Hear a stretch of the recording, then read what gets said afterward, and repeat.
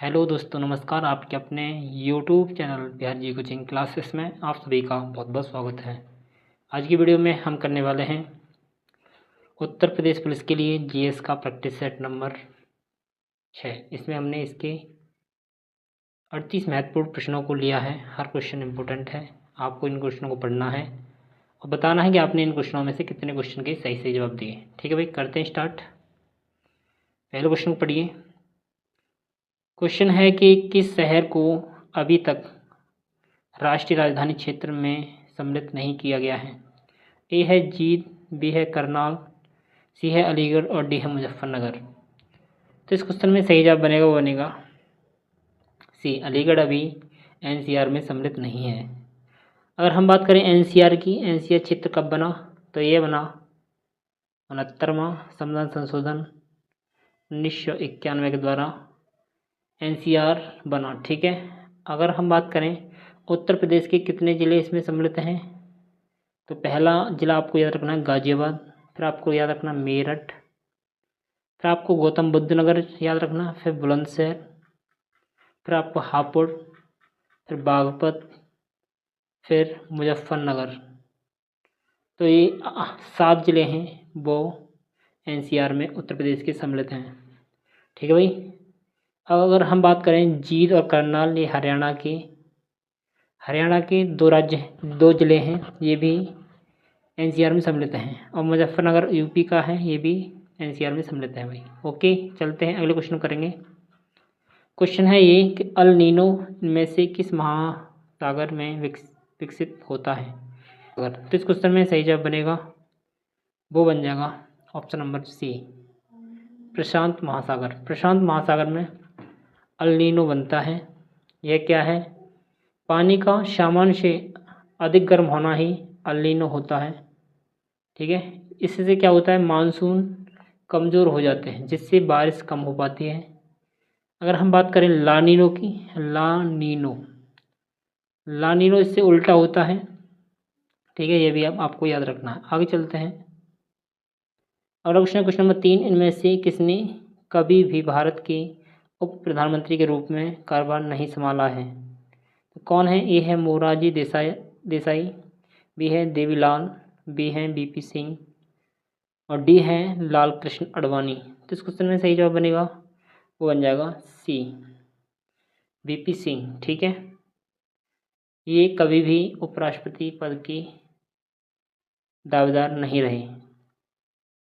अगर हम बात करें उपराष्ट्रपति पद यह संवैधानिक है या नहीं, तो आप बताएंगे नहीं, यह संवैधानिक पद नहीं है। ठीक है। मोरारजी देसाई कब थे, तो 1967 से लेकर 69 तक रहे थे, केवल 2 साल। अगर हम बात करें देवीलाल की, तो ये रहे थे 1989 से लेकर 91 तक। लाल कृष्ण आडवाणी की बात करें तो ये रहे थे 2002 से लेकर 2004 तक। ठीक है भाई।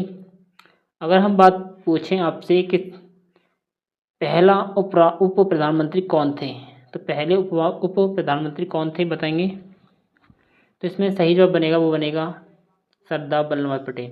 सरदार वल्लभ भाई पटेल आपको याद रखना है। सरदार वल्लभ भाई पटेल भारत के पहले उप प्रधानमंत्री थे। देखिए क्वेश्चन नंबर 4 है, सामान्य संतुलन सिद्धांत किसने प्रतिपादित किया था। तो ए है जेम्स गिन्स, बी है लियोन बाल्डरस और सी है डेविड रिकार्डो, डी है एडम स्मिथ। इस क्वेश्चन का सही जवाब बनेगा वो बनेगा बी, लियोन बाल्डरस। ठीक है। यह एक फ्रांसीसी अर्थशास्त्री हैं। अब हम बात करें जेम्स गिन्स की, तो ये कौन थे, इन्होंने समष्टि अर्थव्यवस्था दी। समष्टि अर्थव्यवस्था किसने दी, तो बताएंगे जेम्स गिन्स ने। ठीक है। अगर आपसे पूछा जाए अर्थशास्त्र का पिता किसे कहते हैं, तो वो कहते हैं हम एडम स्मिथ को, अर्थशास्त्र का पिता।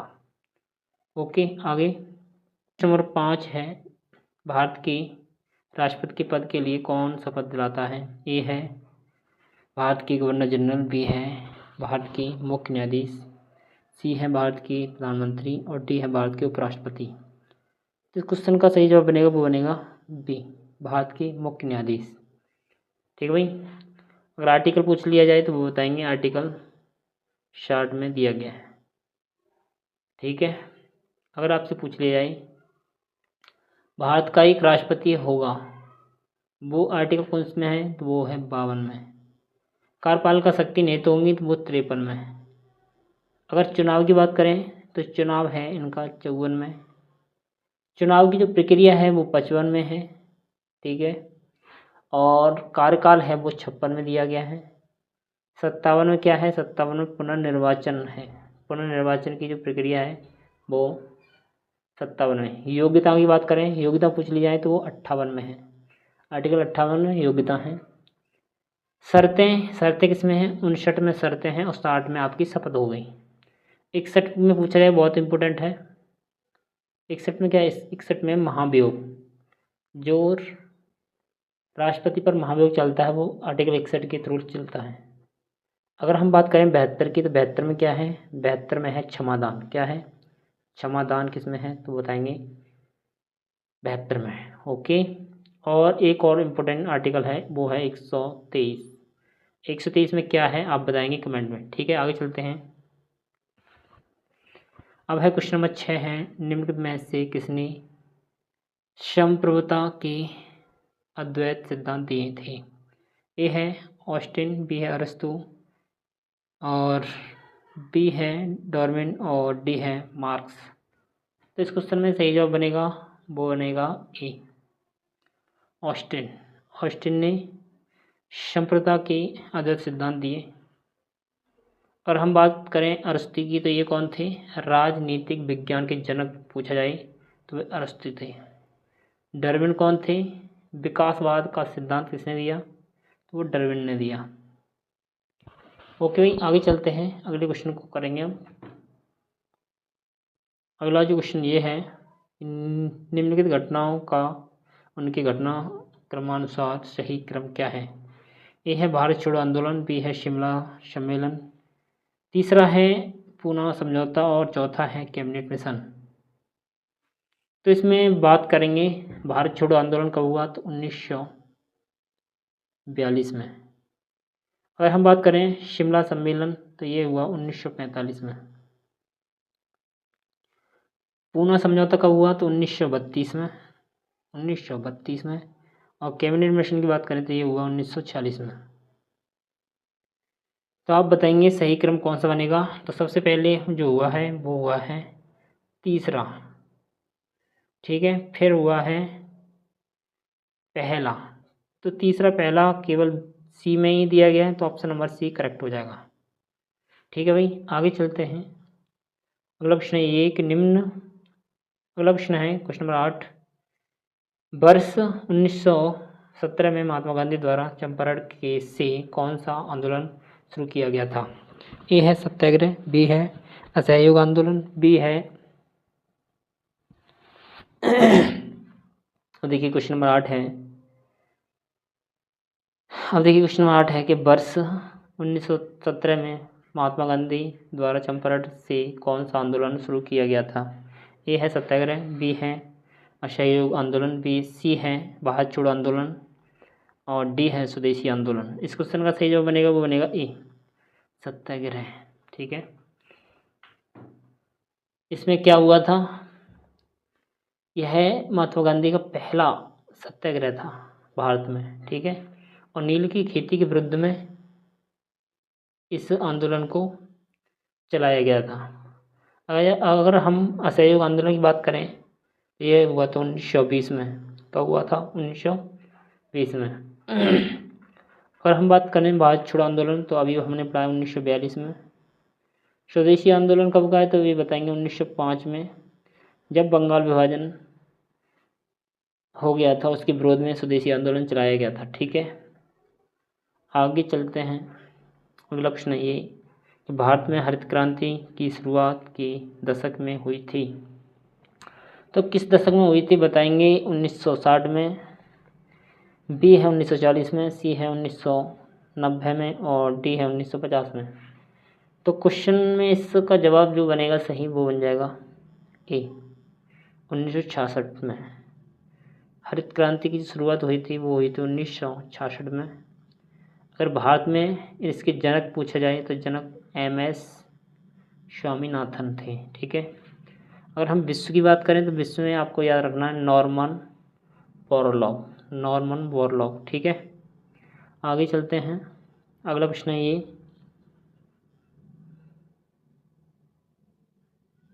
अगला प्रश्न है कि मानव शरीर के गुर्दे इनमें से कौन सा कार्य करते हैं? बताइए कौन सा कार्य करते हैं गुर्दे? ए है उत्सर्जन, बी है श्वसन, सी है पाचन और डी है परिवहन। तो इस क्वेश्चन में सही जवाब बनेगा वो बनेगा ए, उत्सर्जन करते हैं। ओके। आगे क्वेश्चन नंबर 11 है, जब प्रकाश किसी किनारे या किसी दरार से गुजरता है तो की वजह से तिरछी हो जाती है।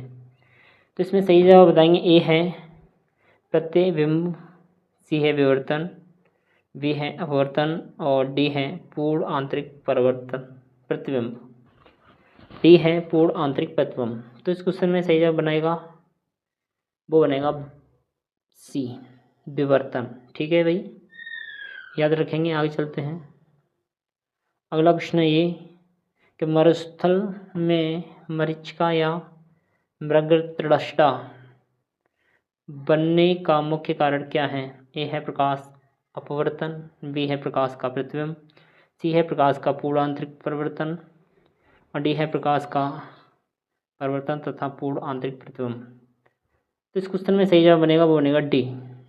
ठीक है भाई, आपको याद रखना है प्रकाश का परावर्तन तथा पूर्ण आंतरिक प्रतिबिंब के द्वारा ही मरुस्थल में मरीचिका बनती है। आगे है क्वेश्चन नंबर 13, FORTRNAN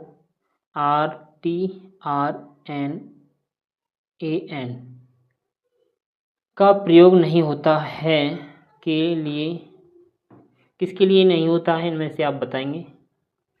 ए है चित्र बनाने के लिए, बी है गणित की गणना करने के लिए। तो इसका मैं लिखूं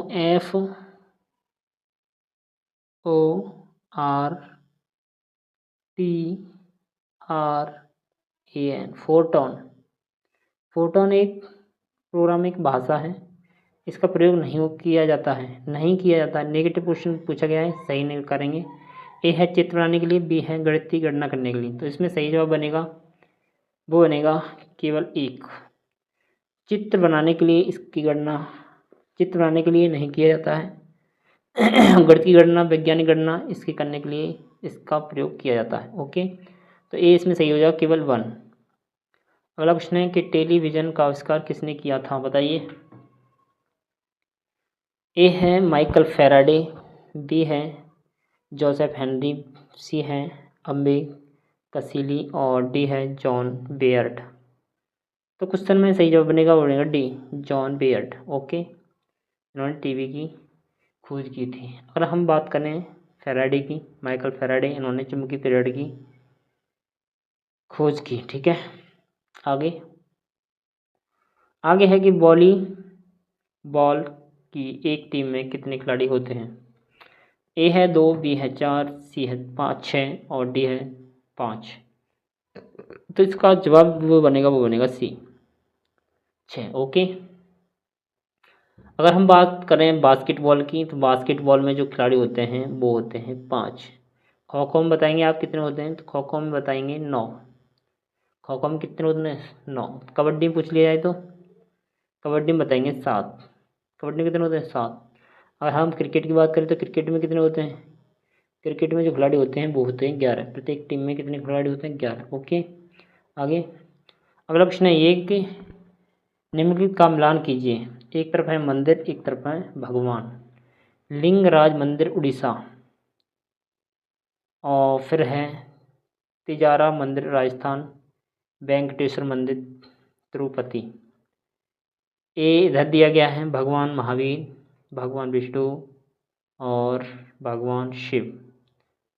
तो इसमें बताइए कौन सा सही बनेगा? तो लिंगराज जो मंदिर है भगवान महावीर का है, सही जवाब है। अगर हम बात करें जो तिजारा मंदिर है वो भगवान शिव का है और वेंकटेश्वर जो मंदिर है भगवान विष्णु का है। तो तो इसमें सही जवाब बनेगा वो बनेगा सी। ठीक है भाई, 1 का 1, 2 का 3 और 3 का 2। आगे अगला क्वेश्चन है ये कि वैश्विक नवाचार, अगला क्वेश्चन है क्वेश्चन नंबर 17 है कि वैश्विक नवाचार सूचकांक 2025 की 139 देशों की सूची में भारत का स्थान है। बताइए कौन सा स्थान है। तो इसमें ए है 32, बी है 36, सी है 38 और डी है 40। तो क्वेश्चन का सही जवाब बनेगा वो बनेगा सी 38। ओके, 38वां स्थान है। अगर हम बात करें फर्स्ट कौन है, तो फर्स्ट है स्विट्जरलैंड। स्विट्जरलैंड टॉप पर है। अगर हम बात करें 2024 में कौन सा स्थान था, तो 2024 में जो स्थान था वो था 39वां। ओके, आगे चलते हैं, अगले क्वेश्चन करेंगे। अगला क्वेश्चन है ये कि निम्नलिखित में से कौन राष्ट्रीय आय समिति के अध्यक्ष थे। बताइए। ए है पीसी महालनोबिस, बी है PKR राव, सी है BR अम्बेडकर और डी है DR गाडगिल। तो इस क्वेश्चन का जो सही जवाब बनेगा वो बनेगा ए PC महालनोबिस। ठीक है, अगर हम बात करें राष्ट्रीय आय समिति की स्थापना कब हुई, तो स्थापना हुई 1949 को इसकी स्थापना हुई।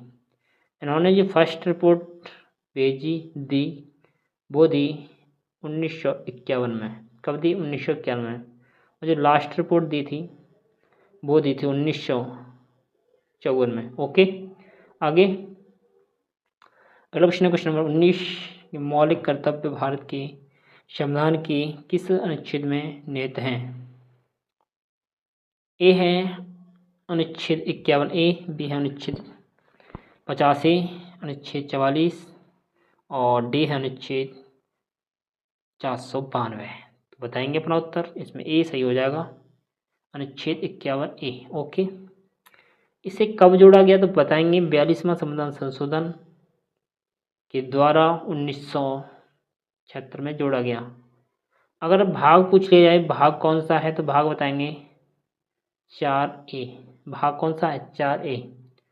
समिति पूछ ली जाए तो स्वर्ण सिंह समिति, स्वर्ण सिंह समिति की सिफारिश पर इसे जोड़ा गया। जब ये जोड़े गए थे तब जोड़े गए थे कि कुल टोटल जोड़े गए थे 10, पर बाद में हुआ था 86वां संविधान संशोधन। इसके द्वारा 2002 में हुआ था ये। इसके द्वारा जो 11वां मौलिक कर्तव्य है उसे जोड़ा गया था। ओके, आगे चलते हैं। अगला क्वेश्चन है ये कि संयुक्त राष्ट्र के एक संगठन यूनेस्को द्वारा हाल ही में किस भारतीय धार्मिक उत्सव को मानवता की अपूर्व सांस्कृतिक विरासत की प्रतिनिधि सूची में सम्मिलित किया गया है। ए है दीपावली, बी है सी है रामनवमी, बी है होली और डी है महाअष्टमी। तो इसका जवाब जो बनेगा वो बनेगा ए दीपावली। दो दीपावली है, इसे 10 दिसंबर 2025 को जोड़ा गया है। ओके, तो अभी तक भारत में कितना है वो 16। ये 16वां था। कौन सा था, 16वां। अगर हम बात करें गरबा, गरबा नृत्य है गुजरात का है और इससे जोड़ा गया था 2023 में। और हम बात करें दुर्गा पूजा, लेटेस्ट बताते हैं हम, दुर्गा पूजा जो है इसे जोड़ा गया था 2021 में। ओके, आगे अगला क्वेश्चन है ये कि मंत्रिमंडल ने राज्य में देश के अपनी तरह के पहले जीन बैंक कार्यक्रम को मंजूरी दी। तो बताएंगे। ए है महाराष्ट्र, बी है सी है उड़ीसा, बी है राजस्थान और डी है आंध्र प्रदेश। तो क्वेश्चन में सही जवाब बनेगा वो बनेगा ए महाराष्ट्र ने। ओके, आगे चलते हैं। अगला क्वेश्चन है कि निम्नलिखित में से किस खिलाड़ी का संबंध बिलियर्ड्स से है।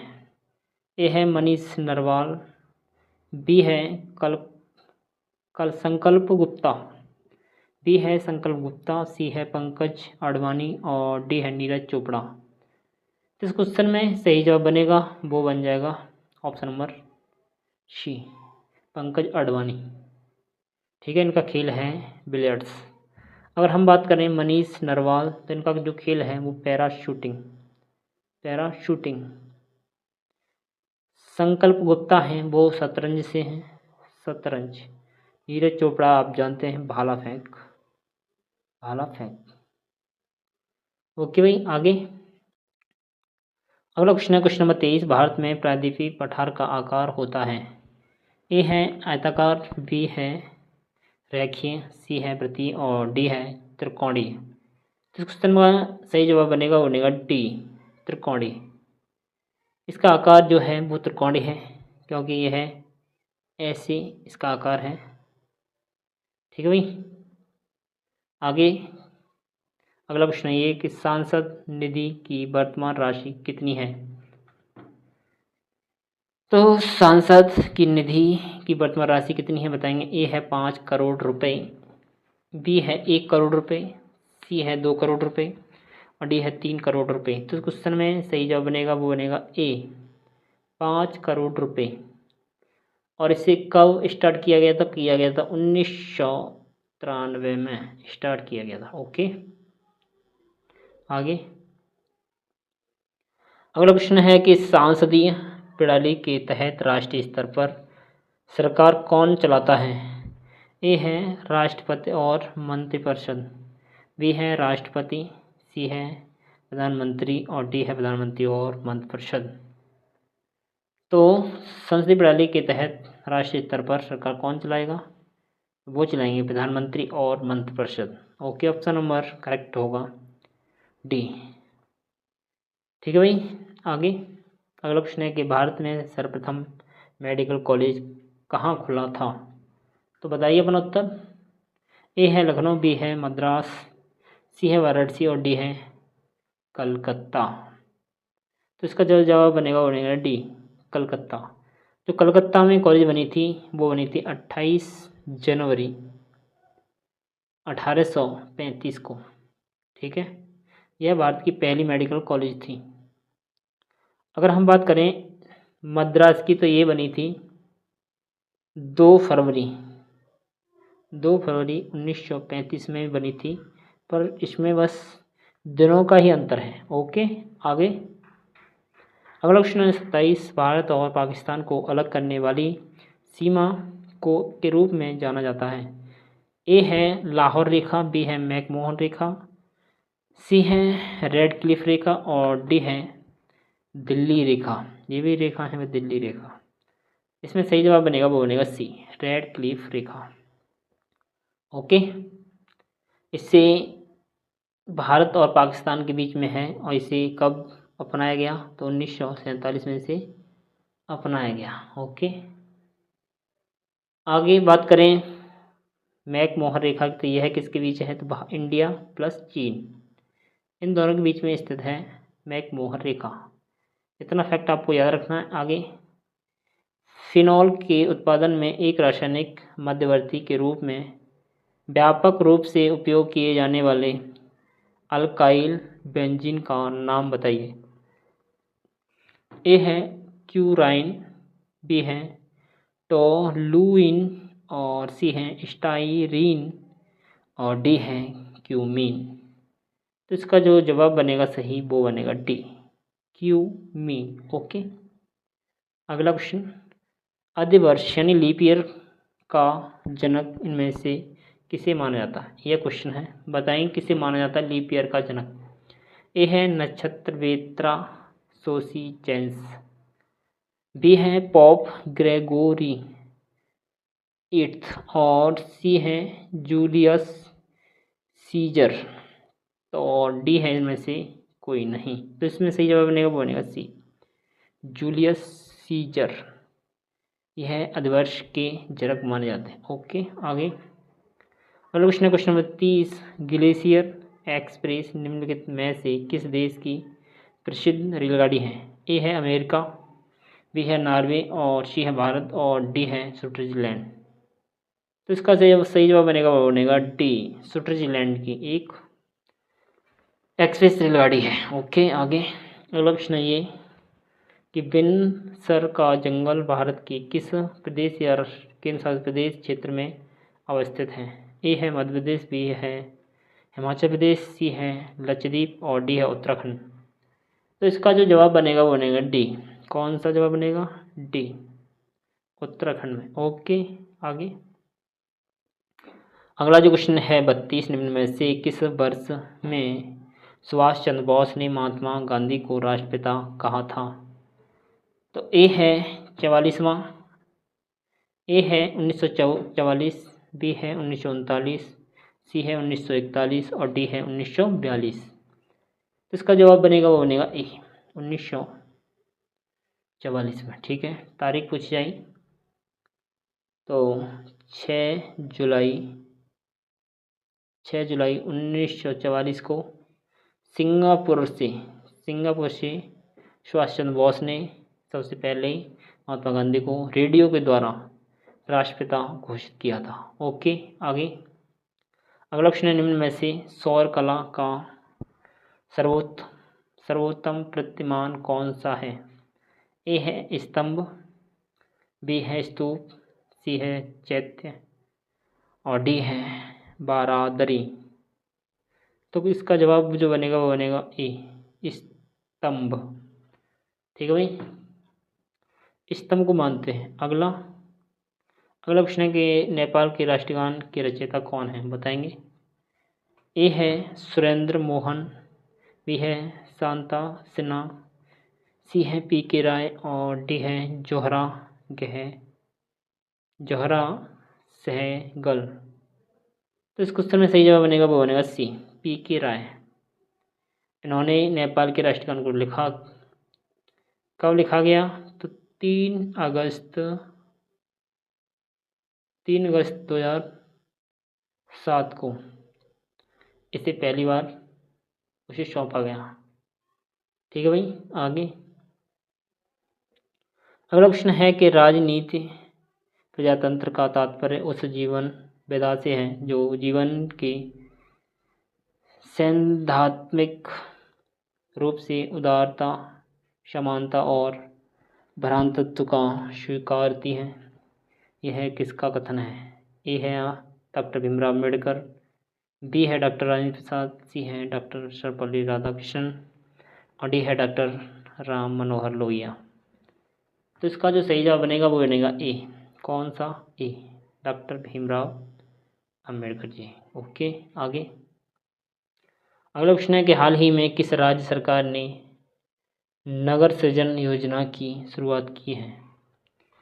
ए है उत्तर प्रदेश, बी है पश्चिम बंगाल, सी है छत्तीसगढ़ और डी है उड़ीसा। तो इसका सही जवाब बनेगा वो बनेगा ए, जवाब बन जाएगा उत्तर प्रदेश। ठीक है भाई, आगे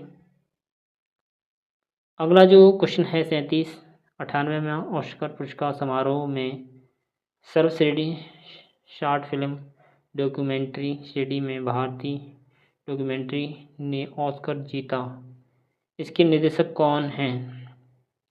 ए है एस राजामौली, बी है पॉल थॉमस एंडरसन, सी है राजकुमार हिरानी और डी है कार्तिकी गोंजाल्वेस।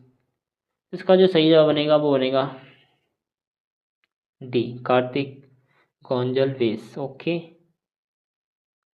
और यह है हमारा इस क्लास का लास्ट क्वेश्चन, यह रहेगा HW। आपको बताना है कि घूमर लोक नृत्य है कहाँ का है, बिहार का है, राजस्थान का है, मध्य प्रदेश का है या छत्तीसगढ़ का है? तो अपना अपना उत्तर हमें कमेंट में बताएंगे। अगर वीडियो आपको अच्छी लगी हो तो वीडियो को लाइक करें, शेयर करें और वीडियो देखने के लिए आपका धन्यवाद। Thank you.